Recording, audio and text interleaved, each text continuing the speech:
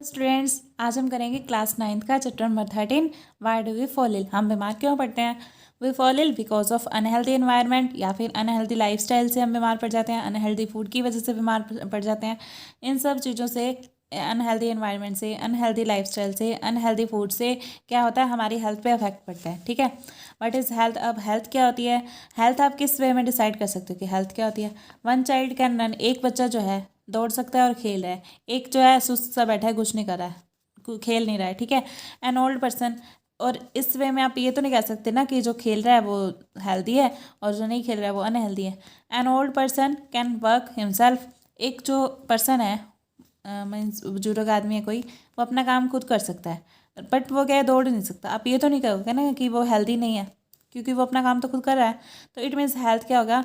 Health can be decided by ability of walking, running etcetera. Health को हम इस वे में डिसाइड नहीं कर सकते कि किसी की एबिलिटी देख के, वॉकिंग रनिंग की। ठीक है, अब नेक्स्ट देखो, we can't fix any standard for health. हम हेल्थ के लिए कोई स्टैंडर्ड भी फिक्स नहीं कर सकते। जैसे हम कह रहे थे ना, वेलोसिटी, स्पीड, मोमेंटम, तो ये इन सबको हम तो मेज़र कर सकते हैं, हेल्थ को मेज़र नहीं कर सकते। हम ऐसे तो नहीं कह सकते ना, हम हेल्दी नहीं है, हम बीमार हैं, हमें 1 किलो की हेल्थ ला के दे दो। ठीक है, नॉन मेजरेबल है ये। ठीक है, so we can say that health is to be being well. Health क्या है? आपकी स्वस्थ, अच्छा होना, इफेक्टिव वर्किंग स्टेट। और क्या है ये? इफेक्टिव वर्किंग स्टेट में हो जब कोई पर्सन, बीइंग वेल मीन्स स्वस्थ हो, तो हम उसको कह देते हैं वो हेल्थी है, अच्छी कंडीशन में हो। This health is not only measured by body functions. ये हेल्थ जो है सिर्फ आपकी बॉडी फंक्शन से हेल्थ मेजर नहीं हो सकती। Some people don't have good mentally health, mental health. कुछ पीपल की क्या होती है, अच्छी मेंटल हेल्थ नहीं होती। ठीक है, तो हम उनको भी हम हेल्थी तो नहीं कह सकते ना, हेल्दी हो अगर वैसे फिजिकली हेल्दी हो तो उनको हम कह नहीं सकते कि वो हेल्दी है। If a person don't behave good to the society, that is call. एक पर्सन है कोई, वो वैसे तो स्वस्थ है, हेल्दी है, बट क्या है, वो हेल्दी सोसाइटी से हमेशा झगड़ा करता रहता है, तो हम क्या कहेंगे, वो मेंटली अनहेल्दी है, बिहेवियर अनहेल्दी है उसका। ठीक है, तो इस वे में हेल्थ की कई सारी पॉसिबिलिटीज़ हैं उसको डिफाइन करने की। By the definition of WHO ने इसको कैसे डिफाइन किया? Health is a state of physical, mental and social wellbeing. Physically भी, सोशली भी, और क्या हो, मेंटली भी क्या हो, वेल बींग हो, गुड कंडीशन में हो, in which disease and infirmity are absent. उसके अंदर क्या हो, इन सारी कंडीशंस में डिसीज़ भी एबसेंट हो, कोई बीमारी ना हो उसको, डिसीज़ ना हो, और क्या हो, इनफर्मिटी, वीकनेस, फिजिकली मेंटली कोई भी वीकनेस ना हो, आर एबसेंट, उसमें एबसेंट हो, तो हम कहेंगे कि वो पर्सन हेल्दी है। ठीक है, हेल्थ को हम ऐसे डिफाइन कर सकते हैं, WHO ने ऐसे डिफाइन किया है इसको। Good health can't be attend by only personal efforts. Good health को हम सिर्फ अपने पर्सनल एफर्ट्स लगा के अटेन नहीं कर सकते। जैसे कोई फिजिकली एक्सरसाइज करता रहे घर में, सुबह रूटीन में। ठीक है, society also plays an important role. तो क्या है, सोसाइटी भी उसमें इम्पोर्टेंट रोल प्ले करती है। Economic condition is also a factor which affects health. Economic condition भी हेल्थ को अफेक्ट करती है। ठीक है, आप वैसे तो एक्सरसाइज करते रहो डेली सुबह, और बट आपकी सोसाइटी में कचरा पड़ा रहे तो क्या होगा, बीमारियां तो आपके फैलेंगी ना। तो इसलिए हम कह रहे, ये कह रखा है कि हेल्थ जो है ना, सिर्फ हमारे फिजिकल खुद के एफर्ट पे डिपेंड नहीं करती, पर्सनल एफर्ट्स पे डिपेंड नहीं करती। ठीक है, ये सोसाइटी और इकोनॉमिक कंडीशन पे भी डिपेंड करती है। हमारा एनवायरनमेंट, जो नेचुरल एनवायरनमेंट है ना, वो भी हेल्थ को अफेक्ट करता है। कैसे? अगर आप वैसे तो बिल्कुल हेल्दी हो, बट क्या हुआ, आपकी कोई नेचुरल कोई हो गया, बाढ़ आ गई जैसे, ये कुछ भी हो गया, तो वो क्या होगा, आपके इफेक्ट तो करेगी ना आपके हेल्थ पे। नेचुरली क्या हो गया, स्टॉर्म आ गया, तूफान आ गया, कुछ भी आ गया, वो आपकी हेल्थ को अफेक्ट करती हैं। अब हेल्दी और डिसीज़ फ्री में क्या डिफरेंस है, मीन्स हम कैसे एक्सप्लेन कर सकते हैं? हेल्दी का मतलब क्या है? Mentally and physically fit but unsocial. ठीक है, हेल्दी का मतलब मेंटली और फिजिकली तो फिट हो कोई पर्सन, और अनसोशल हो, सोशली उसमें कोई, मीन्स सोशली अनहेल्दी हो, कॉलिंग करता है, जैसे झगड़ा करता रहता है। ठीक है, ए सिंगर, तो वो क्या होगा, सोशली अनहेल्दी बोलेंगे हम उसको। ठीक है, a singer without any disease is unhealthy if he doesn't practice for singing. एक सिंगर है कोई, वो डेली अपनी प्रैक्टिस नहीं कर रहा है, ठीक है, गाने के लिए, तो वो क्या होएगा, उसको अपने आप ऐसे लगेगा कि वो जैसे किसी डिजीज़ से जूझ रहा है, उसको कोई डिजीज़ है, गाने के टाइम उसके वैसे ही मीन्स आवाज़ नहीं निकल पाएगी। ठीक है, तो उसको हम क्या कहेंगे, वो भी क्या है, अनहेल्दी है। ठीक है, स्पेशली ये नहीं होता कि किसी को डिजीज़ होता भी वो अनहेल्दी होता है। डिजीज़ फ्री क्या होता है, ए डिजीज़ फ्री पर्सन कैसा होता है, मैं ऑल्सो भी अनहेल्दी, वो भी क्या होता है, अनहेल्दी हो सकता है। ठीक है, अब ये जो सिंगर था, ये डिजीज़ फ्री पर्सन ही था ना, अब नेक्स्ट देखो इसमें क्या आता है आपका symptoms and science of disease. Symptoms और साइंस में क्या डिफरेंस है? सिम्टम्स जो होते हैं ना वो एक्सप्रेस्ड बाय पेशेंट, पेशेंट जो डॉक्टर को बताता है वो सिम्टम्स होते हैं कि मुझे ये हो रहा है, ये तकलीफ है, ठीक है। साइंस ऑफ डिसीज क्या होते हैं? ऑब्जर्व या मेजर्ड बाय डॉक्टर, मीन्स जो डॉक्टर अपना माइंड लगा के ऑब्जर्व करता है या मेजर करके बताता है कि तुमको क्या प्रॉब्लम है, तो उसको हम बोलते हैं साइंस, ठीक है। अब मीन्स आप सिम्टम्स को कैसे बता सकते हो? फीलिंग ऑफ पेशेंट, ये पेशेंट की फीलिंग है जो वो फील कर रहा है। और ये क्या है? साइंस क्या होते हैं? Clue to disease observe by doctor, उस डिसीज़ के लिए क्लू होता है जो डॉक्टर ने ऑब्जर्व की, ठीक है। अब आपकी डिसीज़ जो है ना टाइम के बेस पे, तो अकॉर्डिंग टू टाइम आपकी टू टाइप की डिजीजेज होती हैं, एक तो एक्यूट, एक क्रॉनिक, ठीक है। क्रोनो मीन्स टाइम का मतलब लॉन्ग टाइम लगेगा इसको ठीक होने में। एक्यूट मीन्स शॉर्ट टाइम लेती है, शॉर्ट टर्म डिजीजेज होती हैं, कॉमन कोल्ड हो गया, फ्लू हो गया, थोड़े टाइम में ठीक हो जाता है। क्रोनिक डिजीजेज कौन सी होती है? लॉन्ग टर्म तक चलती हैं, जो कैंसर हो गया, डायबिटीज़ हो गया, ट्यूबरक्लोसिस हो गया, ये सब क्या है? लॉन्ग टाइम्स के लिए। ट्यूबरक्लोसिस भी 6 मंथ्स तक इसकी मेडिसिन चलती हैं, ठीक है। नेक्स्ट देखो अकॉर्डिंग टू सोर्स के अकॉर्डिंग डिसीज कितने टाइप्स की होती हैं? Infectious and non infectious. अब इन्फेक्शियस कौन सी होती हैं? कॉज्ड बाय जर्म्स, ये जर्म्स से इन्फेक्शियस डिसीज होती हैं, ठीक है। जैसे बैक्टीरिया, वायरस, प्रोटोजोआ, फंगस, ये सब हो गई, ये इनसे कौन सी होती हैं? Infectious diseases. जैसे कॉमन कोल्ड हो गया, फ्लू हो गया, ये किससे होते हैं? इन्फ्लुएंजा वायरस से होते हैं, ठीक है। ट्यूबरक्लोसिस किससे होता है? बैक्टीरिया से, और इसको हम बोलते हैं कॉल्ड माइकोबैक्टीरियम, ठीक है। ट्यूबरक्लोसिस हो गया, माइकोबैक्टीरियम ट्यूबरक्लोसिस इसको बोलते हैं। नेक्स्ट न्यूमोनिया हो गया, ये भी कौन सी होगी? आपकी इन्फेक्शियस डिसीज होगी, ठीक है। अब नेक्स्ट देखो आपका नॉन इन्फेक्शियस डिसीज कौन सी होती हैं? Caused by internal mall function of body, internally function से होते हैं बॉडी के, उसको बोलते हैं नॉन इन्फेक्शियस। जैसे कैंसर हो गया, डायबिटीज़ हो गया, ठीक है। और क्या हो गया? अल्जाइमर्स डिसीज़ होगी। जैसे ये कौन से होते हैं? मेमोरी लॉस, जैसे टाइम के साथ साथ कहते हैं ना एज होने के साथ आपकी मेमोरी कम होने लग जाती है, आपको भूल जाती हैं चीज़ें रखी हुई, याददाश्त कमज़ोर हो जाती है, मेमोरी वीक हो जाती है, वो होती है अल्जाइमर्स डिसीज़, ठीक है। अब नेक्स्ट देखो ये जो होती है ना आपकी infectious disease, these diseases are primarily caused by microbes. ये जो आपकी डिजीजेज होती हैं ये मेनली किसकी वजह से होती हैं? माइक्रोब्स की वजह से। But there is deep socio economic reason behind this diseases, इन डिजीजेज के पीछे आपका सोशो इकोनॉमिक रीज़न भी होता है। देखो वो कैसे होता है। सपोज एक सोसाइटी है, उसमें एक चाइल्ड है जो दूसरे चिल्ड्रन के कंपैरिजन में बड़ी जल्दी बीमार हो जाता है, ठीक है। तो ये किस वजह से हो सकता है? May be due to genetic tolerance की वजह से भी हो सकता है, ड्यू टू अनहेल्दी, या फिर वो किड हेल्दी नहीं है इस वजह से भी हो सकता है। और ये हेल्दी क्यों नहीं है, ये किस वजह से हो सकता है? May be due to food nutrition, उसको फूड न्यूट्रिशन अच्छे से नहीं मिल पाता है, ठीक है। वो किस वजह से हो सकता है? इकोनॉमिक फैक्टर की वजह से, मीन्स वो इकोनॉमिकली वीक हैं तो उसको अच्छे से फूड न्यूट्रिशन नहीं मिल पाता है, फूड नहीं मिल पाता है, ठीक है। May be not clean water due to public service की वजह से उनके पास क्लीन वाटर नहीं पहुंचता है, तो ये कौन सा हो गया? सोशल फैक्टर हो गया, ठीक है। इट मीन्स आपके 2 फैक्टर्स हो गए। नेक्स्ट देखो पैथोजेंस क्या होते हैं, रोगजनक क्या होते हैं? यूनिसेलुलर ऑर्गेनिजम्स की वजह से भी होते हैं और मल्टी सेलुलर की वजह से। यूनिसेलुलर ऑर्गेनिजम्स कौन से हो गए? वायरस, बैक्टीरिया, फंगाई, प्रोटोजोआ, ये सब आपके यूनिसेलुलर हो गए। वायरस की वजह से कौन कौन सी डिजीज़ होती हैं? Common cold, influenza, AIDS, Ebola और कोविड-19। बैक्टीरिया की वजह से ट्यूबरक्लोसिस, कोलेरा, लेप्रोसी और प्लेग। लेप्रोसी मीन्स कुष्ठ रोग होता है। फंगाई की वजह से रिंगवॉर्म होते हैं, स्किन डिजीजेज होती हैं, ठीक है। प्रोटोजोआ की वजह से आपको कौन कौन सी डिजीजेज होती हैं? मलेरिया होता है, कालाजार होता है, ठीक है। ये सब डिजीजेज होगी आपकी। अब नेक्स्ट देखो आपका मल्टी सेलुलर ऑर्गेनिजम्स की वजह से कौन सी डिजीज होती है? एलिफेंटियासिस। ये कौन से होते हैं? वर्म होते हैं, ठीक है।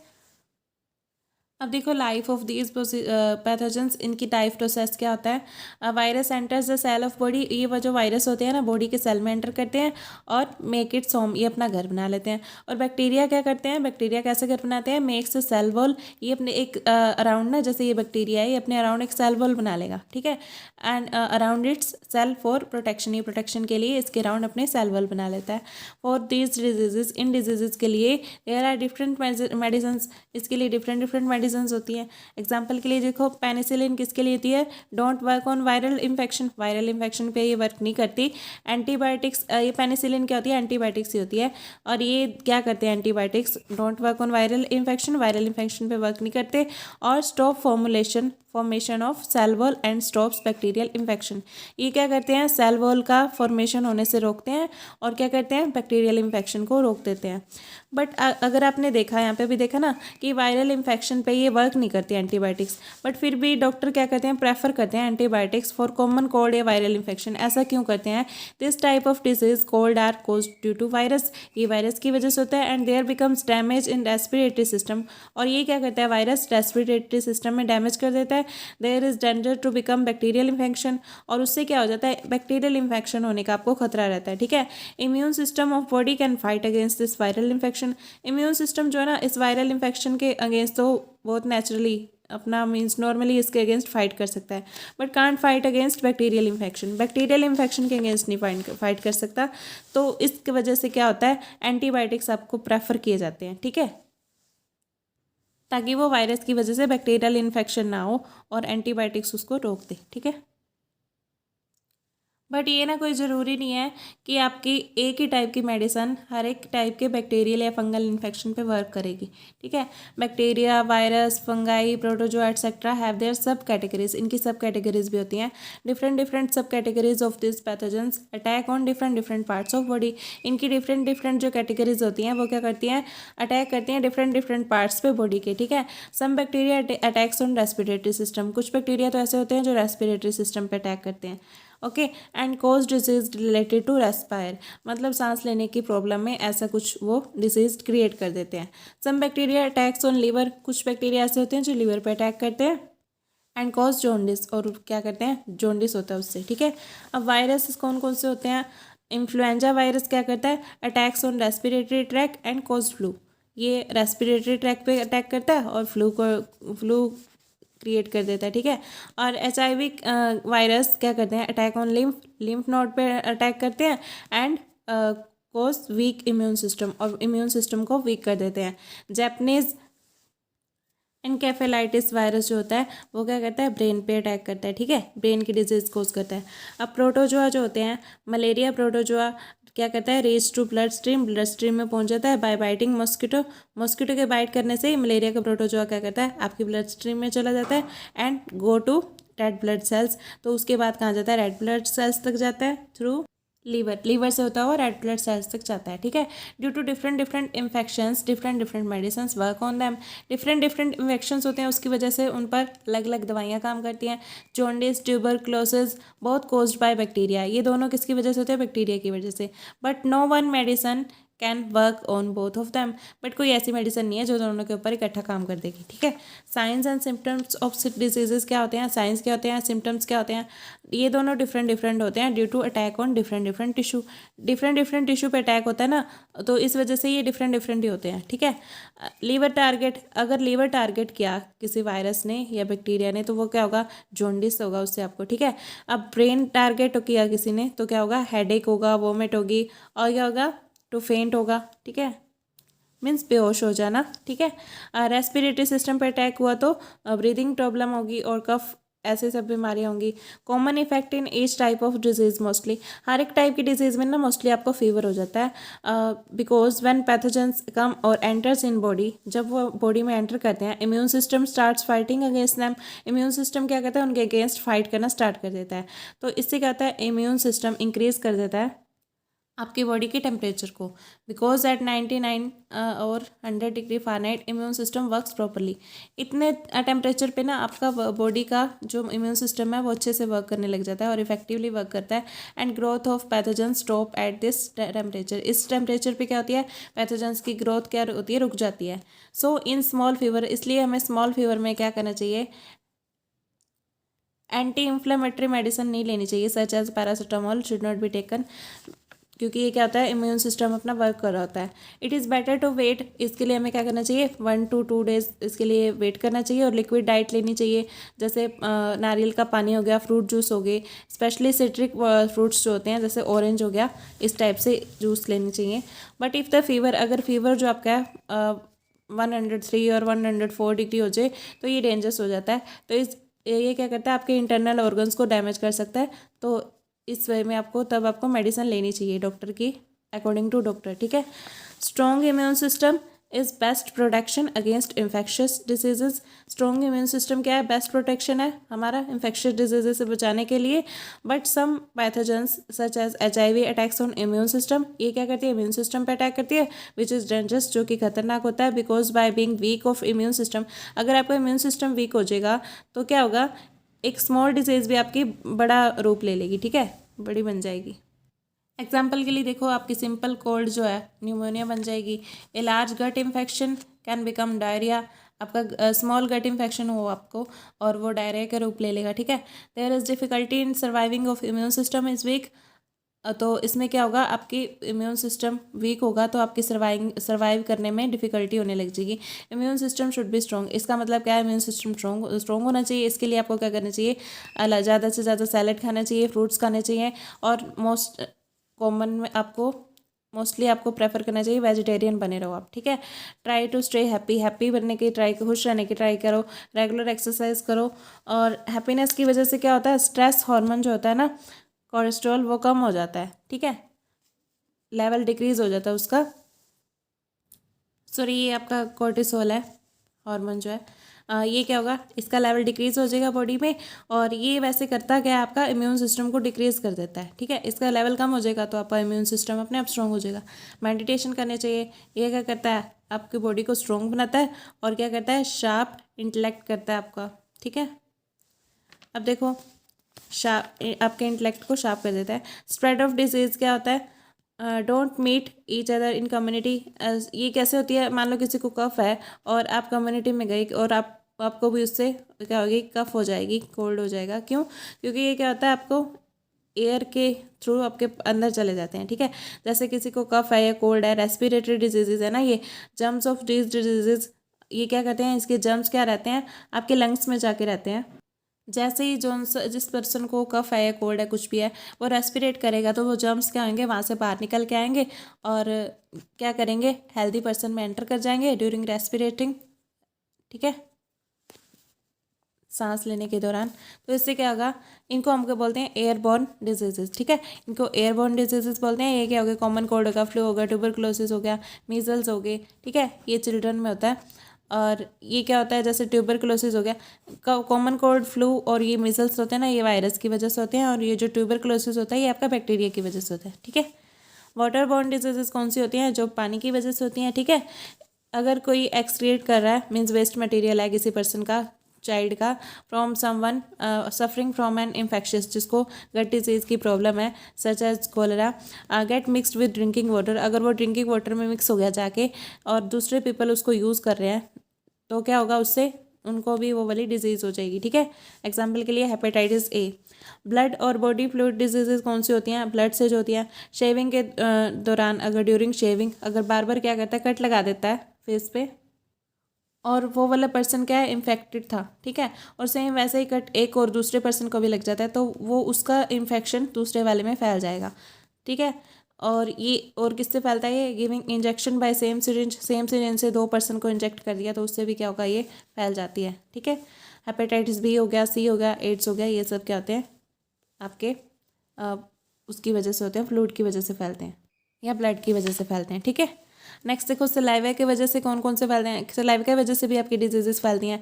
ईटिंग इन सेम प्लेट में आप इकट्ठे बैठ के खा रहे हो 3-4 पर्सन, तो क्या होगा, एक पर्सन अगर इन्फेक्टेड है तो दूसरे भी उससे इन्फेक्टेड हो जाएंगे। तो एग्जाम्पल के लिए हेपेटाइटिस बी, फ्लू, ये सब हो गए। टचिंग से कौन कौन से फैलते हैं, देखो, रिंग वॉर्म्स हो गए, दाद हो गया, ये तो बहुत ज़्यादा फैलता है टचिंग करने से, या फिर दूसरे के कपड़े पहन लेने से फैल जाता है, wearing clothes of other. Chicken pox हो गया, ओके।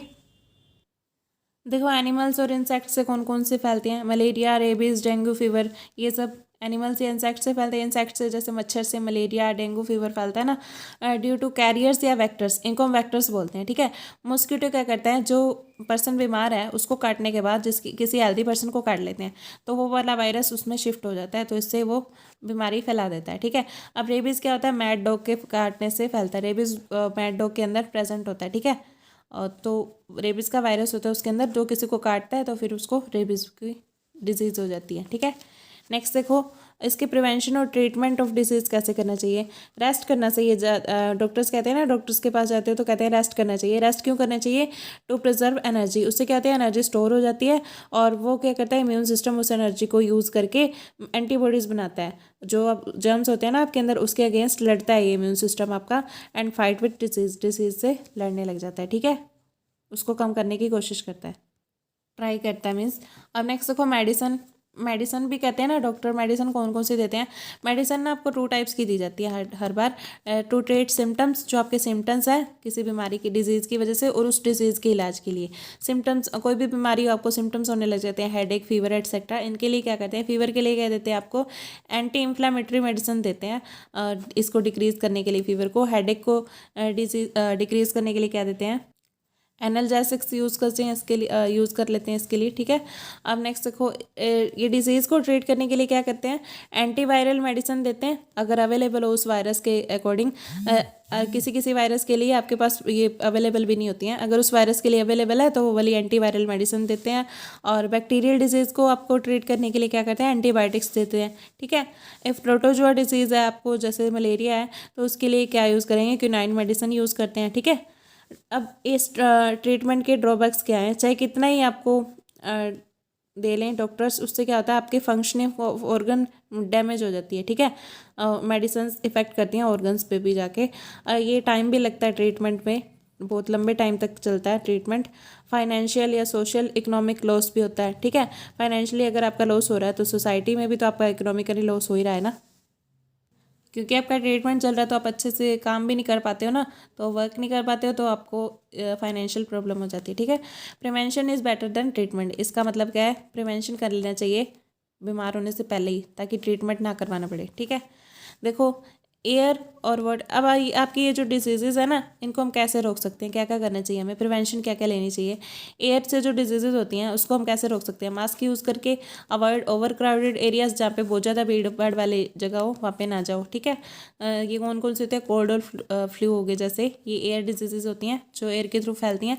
वाटर्स के थ्रू जो फैलती हैं, वाटर के थ्रू, वो कौन सी होती हैं, ट्रीट वाटर। इसके लिए हमें क्या करना चाहिए, वाटर को प्रॉपर्ली ट्रीट करना चाहिए, यूज़ करने से पहले, पीने से पहले बॉयल कर लेना चाहिए अच्छे से, या फिर क्या करना चाहिए, रिवर्स ऑस्मोसिस मेथड यूज़ करना चाहिए, या फिर UV waves treatment of water कर लेना चाहिए उसको पीने से पहले। ठीक है, कोलेरा और हेपेटाइटिस से इसके एग्जाम्पल्स हैं।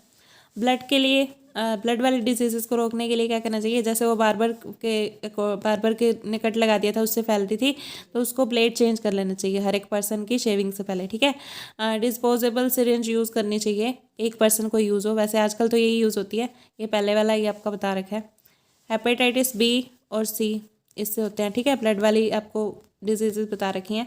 सलाइवा से जो होती हैं, इसको रोकने के लिए क्या करना चाहिए, इकट्ठे खाना ना खाओ। ठीक है, और बस ये एग्जांपल हो गया इसका, हेपेटाइटिस बी। ठीक है, टचिंग से रिंग वॉर्म्स वगैरह होते हैं। अवॉइड यूजिंग अदर्स थिंग्स, दूसरे की चीज़ें यूज़ करने से को रोको, बचो उसको दूसरे की चीज़ों को यूज़ करने से, जैसे क्लॉथ्स पहन ली किसी के, इस तरह की। ठीक है, एनिमल्स या इंसेक्ट्स से जैसे डेंगू, मलेरिया एटसेट्रा, ये सब क्या कैसे रोक सकते हैं हम, डिक्रीजिंग नंबर ऑफ इंसेक्ट्स, इनका हम नंबर ही कम करना शुरू कर दें। इसका नंबर कैसे कम होगा, ये वहाँ पे उस जगह पे नहीं पनप पाते हैं, मीन्स और बर्थ नहीं ले पाते हैं, जहाँ पे क्या होता है, क्लीनिंग ज़्यादा होती है।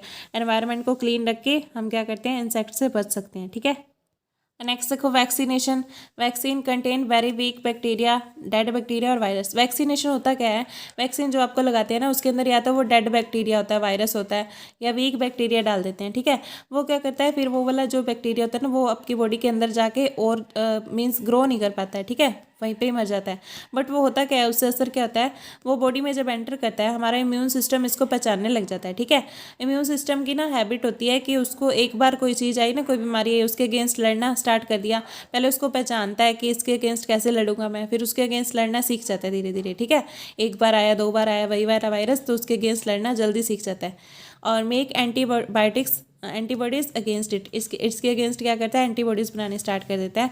और immune system has its memory, इसके पास मेमोरी होती है। When this type of bacteria और virus actually enters the body, और ये क्या करेगा, इससे पहले ही लड़ना सीख लेगा कि ये कैसी थी, इसको पहचान के रख लेगा।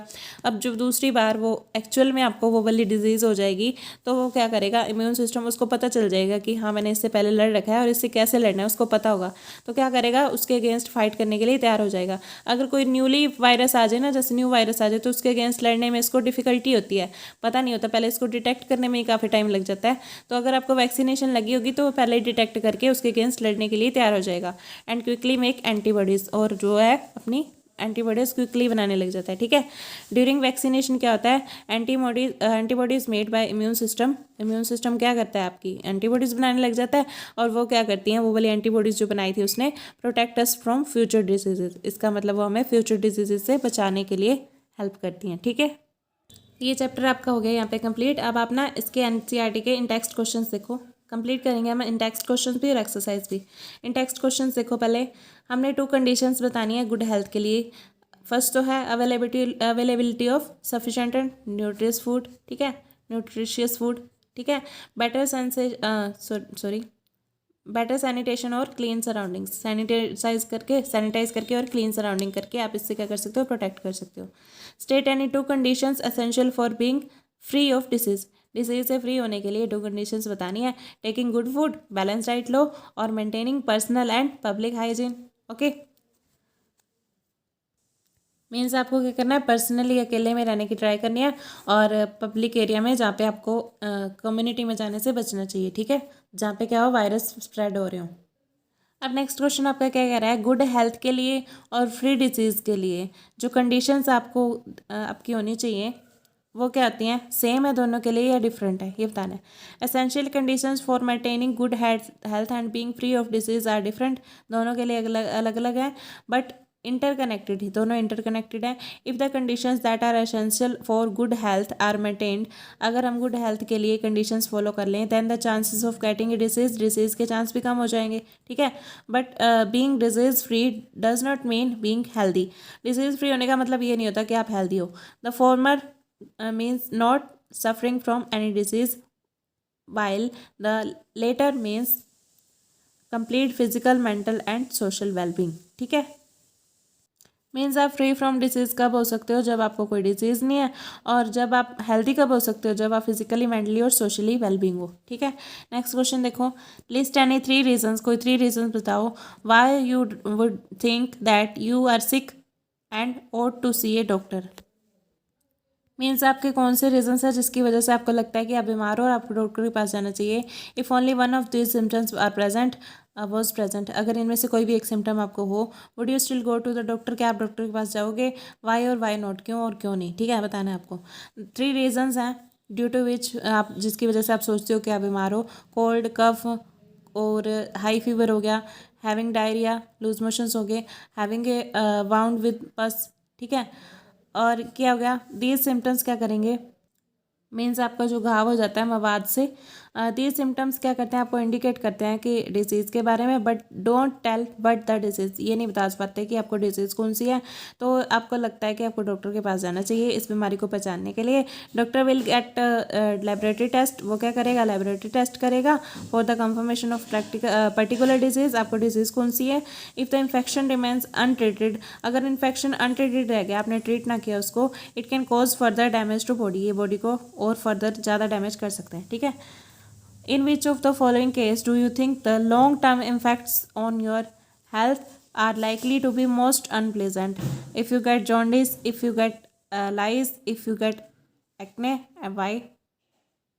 मीन्स आपको इनमें से क्या लगता है कि कौन सा आपके लिए सही नहीं है, लॉन्ग टर्म इफेक्ट का इफेक्ट आप पे कौन सा डाल सकता है, या तो आपको जॉन्डिस हो, या आपके लाइस हो, जुएँ हो, या फिर एक्ने हो गए आपके। ठीक है, देखो, lice and acne will not cause long lasting effects on our body, ये दोनों तो आपके बॉडी पे ज़्यादा लंबे टाइम तक इफेक्ट नहीं डालेंगे, but in case of jaundice के केस में क्या होगा, there will be severe long lasting effects, वहाँ पे कुछ इफेक्ट हो सकते हैं आपके, high temperature, headache, joint pain हो सकता है, फीलिंग ऑफ नोसी हो गया, मीन्स नोसिया, वॉमिटिंग, जी में चलाना होता है ये, देखो अब नेक्स्ट देखो, इरिटेटिंग रैशेज हो जाएंगे, तो ये क्या होगा, the patient will suffer from poor health and will only recover by taking complete bed rest for some time, ठीक है, ये आपको प्रॉब्लम हो जाएगी। Why are we normally advise to take bland and nourishing food when we are sick, ऐसा क्यों कहा जाता है? In case of illness, illness में क्या होता है, normal functions of body get disturb, ठीक है, इम्यून सिस्टम वीक हो जाता है, so nourishing food is required which is easily digestible, जो इजीली डाइजेस्ट हो जाए, and contains all the nutrients, जिसके पास ऑल सारे न्यूट्रिएंट्स हों, therefore plant and nourishing food is advise to be taken during sickness, okay. Bland means आपका होता है नरम फूड, ठीक है। But are the different means by which infectious diseases spread, किस किस वे में होती हैं, air through water and contact और वेक्टर्स थ्रो वेक्टर्स, ये सब आपने को अभी बताए भी थे, जब चैप्टर कराया था, देख लेना, ठीक है, इजीली समझ आ जाएंगे, बहुत ईजी है। नेक्स्ट देखो, what precautions can you take in your school to reduce the incidence of infectious diseases, आपको क्या प्रिकॉशंस लेनी चाहिए स्कूल में कम करने के लिए, किसको, इन्फेक्शियस डिसीजेस को, ठीक है। To prevent the these diseases we should do, क्या करना चाहिए, avoid contact with students suffering from airborne diseases, ठीक है, जिनको एयरबॉर्न डिजीजेज हो उनसे क्या करना चाहिए, उनके कॉन्टैक्ट में आने से बचना चाहिए, ठीक है। नेक्स्ट देखो, bye checking the availability of clean drinking water in school, school में देखो कि आपका वाटर भी क्लीन होना चाहिए जो आप पीते हो। By maintaining cleanliness to protect against flies and mosquitoes, इतनी सफाई रखनी चाहिए कि आप उनसे बच सको, फ्लाइज एंड मॉस्किटोज से, ठीक है। Starting immunisation programmes in school में इम्यूनाइजेशन प्रोग्राम भी करने चाहिए। इम्यूनाइजेशन क्या होता है, ये एक प्रोसेस होता है, process of giving vaccine to a person to protect against disease से बचने के लिए जो वैक्सीनेशन करते हैं ना, उसको इम्यूनाइजेशन बोलते हैं, ठीक है। What are the immunisation programmes available at the nearest health centre in your locality, आपकी लोकेलिटी में नियरेस्ट हेल्थ सेंटर पे इम्यूनाइजेशन प्रोग्राम्स कौन कौन से होते हैं, which of these diseases are the major health problems in your area, इनमें से कौन से डिजीजेज जो हैं आपके एरिया में मेजर हेल्थ प्रॉब्लम्स हैं, ये आपको बता रखे हैं कुछ प्रोग्राम्स जो आपके नियर होते हैं हेल्थ सेंटर पे। इम्यूनाइजेशन फॉर इन्फेंट्स में होते हैं कौन से, DPT, BCG, polio, measles and MMR, ठीक है, ये होते हैं इन्फेंट्स में, शिशु में, ठीक है। इम्यूनाइजेशन फॉर चिल्ड्रन में कौन से होते हैं, typhoid, TT, DT, smallpox and TAB, ठीक है, TAB. Immunisation for pregnant women, उनके लिए कौन से होते हैं, TT, hepatitis B etcetera. Diseases like typhoid, polio, measles, tetanus etcetera are the major health problems, ये मेजर हेल्थ प्रॉब्लम्स होती हैं सोसाइटी में। टू प्रिवेंट दिस डिजीजेस, इनको रोकने के लिए government has initiated expanded immunisation programme all over the country, पूरी country में इसके लिए इम्यूनाइजेशन प्रोग्राम गवर्नमेंट के द्वारा किए जाते हैं, ठीक है। अब नेक्स्ट देखो, आपकी एक्सरसाइज क्या है एनसीईआरटी की, उसके क्वेश्चंस देखो। How many times did you fell ill in the last 1 year, what were the illness, illnesses कौन कौन सी थी आपकी, कौन कौन सी थी आपकी जब लास्ट ईयर में आप बीमार हुए। Think of one change you could make in your habits in order to avoid any और मोस्ट ऑफ द इलनेस, उसको अवॉइड करने के लिए आपको कौन सा चेंज करना चाहिए। वन चेंज आप you should wish for your surroundings in order to avoid any most of the illness, इसके लिए आपको सराउंडिंग में क्या चेंज करना चाहिए ये बताना है आपको।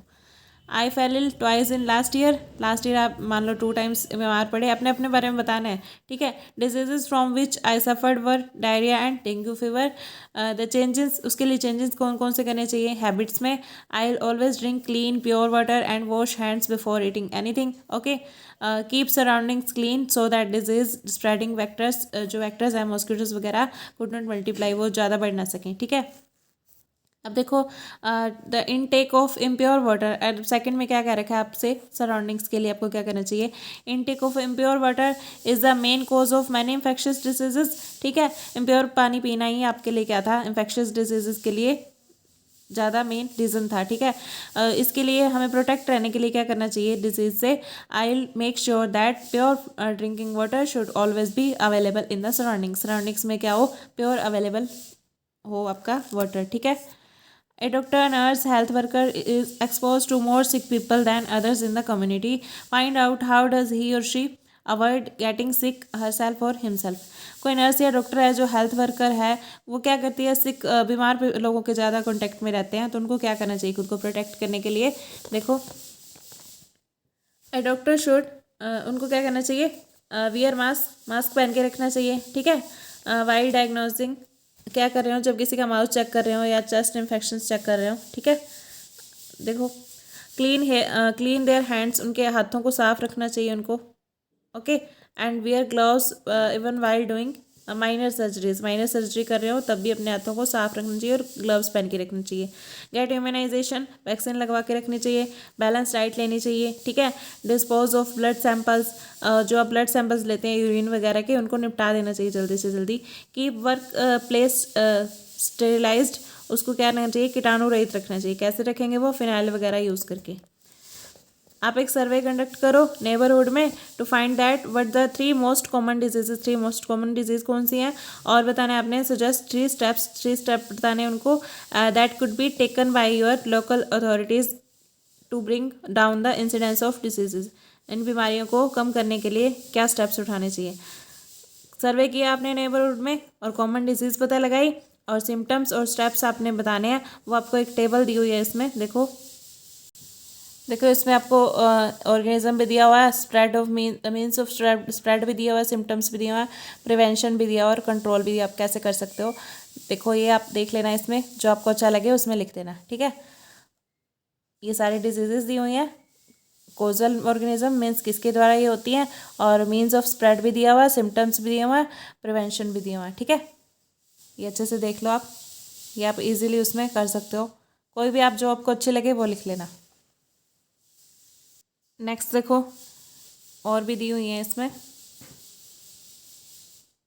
इससे आपकी हेल्प हो जाएगी, अच्छे से आप कर पाओगे। जो भी आपको सही लगे आप कर सकते हो, ओके। हो गया। नेक्स्ट क्वेश्चन देखो आप, ये क्लियर नहीं है।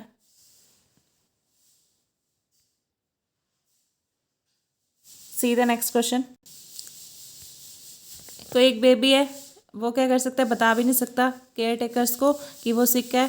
और what would help us to find out, तो कैसे पता लगाओगे that the baby is sick, वो बीमार है।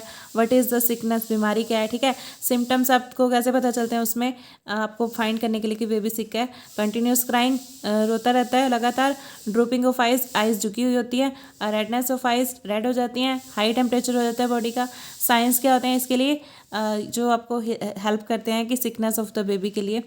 Loose motions and stomach pain indicate diarrhoea, ठीक है, ये डायरिया को इंडिकेट करता है। High fever, headache, muscular pain, shivering means कांपते रहना, कांपने लग जाता है। And feeling very cold indicate malaria, ठीक है, ये मलेरिया को इंडिकेट करता है। Redness and persistent rubbing of eyes indicate eye flu, लगातार आंखों को रगड़ते रहना और रेडनेस क्या शो करता है कि फ्लू है, आई फ्लू है, ठीक है। Pale skin, yellow urine and yellowing of eyes indicate jaundice. Doctor suggest for laboratory test of if there is fever with no other symptoms so as to find out the type of sickness. अगर सिर्फ fever हो और क्या हो, कोई दूसरा symptom ना हो, तो उसके लिए क्या करते हैं डॉक्टर्स, लेबोरेटरी टेस्ट करते हैं, ठीक है। Under which of the following condition a person most likely to fall sick, इनमें से कौन सी कंडीशन में एक पर्सन ज़्यादा बीमार होने की उसकी संभावना है। When she is recovering from malaria, अगर कोई मलेरिया से रिकवर कर रही है, ठीक है। When she has recovered from malaria and is taking care of someone suffering from chicken pox, chicken pox से सफरिंग है और उसकी केयर भी कर रही है। When she is on A 4-day fast after recovering from malaria and is taking care of someone suffering from chicken pox. 4-day fast पे भी है, मलेरिया से रिकवर होने के बाद 4 दिनों का उपवास भी रखा है और केयर कर रहे हैं किसी चिकन पॉक्स वाले पेशेंट की। तो बताओ इसमें से क्या ज़्यादा, किस में कंडीशन है, ज़्यादा बीमार होने की कौन सी कंडीशन है। देखो ऑब्वियसली थर्ड ही है ना, उसमें उपवास भी रखा हुआ है और टेक केयर भी हो रही है चिकन पॉक्स वाले ही पेशेंट की, ठीक है। रीजंस कौन कौन से हैं, due to malaria body becomes weak, malaria की वजह से बॉडी पहले ही वीक हो रखी है, ऊपर से क्या है 4-day फास्ट भी है, ठीक है। तो वीकनेस से रिकवर नहीं हो पाएंगे और क्या होगा, मोर वीक हो जाएंगे, ठीक है। Immune system is already weak due to malaria, malaria की वजह से इम्यून सिस्टम और वीक है, ठीक है। अगर टेक केयर नहीं होगी, चिकन पॉक्स वाले की ही करते रहेंगे और दूसरे की भी मिस कर रहे हैं केयर, खुद की केयर नहीं हो रही, हाई प्रोबेबिलिटी हो जाएगी दैट शी में also suffer from this disease, कि वो इस बीमारी से भी सफ़र हो जाएंगे, ठीक है। नेक्स्ट देखो, under which of the following conditions are you most likely to fall sick, इनमें से कौन सी कंडीशन में आप सबसे ज़्यादा बीमार होने की संभावना है आपकी। देखो when you are taking examinations examinations हो रहे हैं. When you have travelled by bus and train for 2 days, 2 days के लिए आप बस या ट्रेन से ट्रैवल कर रहे हो. When your friend is suffering from measles, आपके जो फ्रेंड है वो मिजल्स से सफ़र हो रहा है. वाई बताना है आपको. ठीक है. कंडीशन थर्ड, क्यों? Chances of falling sick are maximum. Falling sick के जो हैं आपके मैक्सिमम है चांसेस. क्यों? आपका फ्रेंड ही जो है मिजल्स से क्या कर रहा है, जूझ रहा है. तो इससे क्या होगा, measles is an infectious virus. ये खसरा वगैरह होता है, ये वायरल डिजीज़ होती है यंग चिल्ड्रन की. It spreads through nasal and throat discharge. ये किससे फैलता है? नज़ल और थ्रोट, गले से जो डिस्चार्जिंग होती है उसकी वजह से फैलता है. Being in contact with friend, उसके कॉन्टैक्ट में रहोगे तो क्या होगा, आप में भी उसकी इन्फेक्शन की ट्रांसमिशन हो सकती है. ओके, तो ये चैप्टर आपका फिनिश हो गया. I hope you understand. Thank you so much.